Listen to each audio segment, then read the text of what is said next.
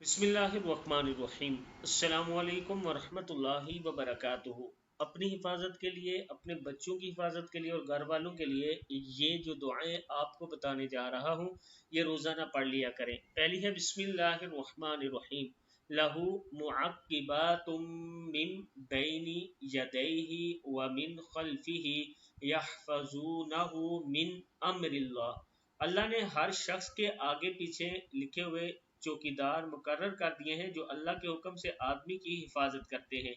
इन्ना नहनु नज़्ज़लना ज़िक्रा व इन्ना लहू लहाफ़िज़ून। बेशक उससे नसीहत नामे को हमने नाजिल फरमाया है और यकीनन हम इसी की हिफाजत करेंगे।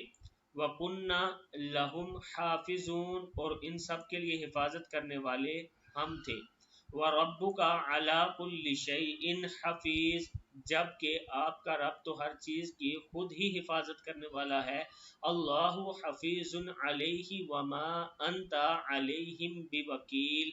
अल्लाह ताला हम सबको इस पर अमल करने की तौफीक दे। इनमें से आप कोई भी आयत पढ़ सकते हैं, दिन में 7 मरतबा या 21 मरतबा पढ़ कर दम कर सकते हैं। जैसे ये है इन्ना नहनु नज़्ज़लना ज़िक्रा व इन्ना लहू लहाफ़िज़ून, जैसे ये आयत है ऐसे ये आयत पढ़ के भी आप अपने ऊपर दम कर सकते हैं। दूसरी आयत जो है वह कुन्ना लहुम हाफ़िज़ीन, ये भी आप पढ़ सकते हैं। कोई एक आयत आप पढ़ सकते हैं और वो दम कर सकते हैं।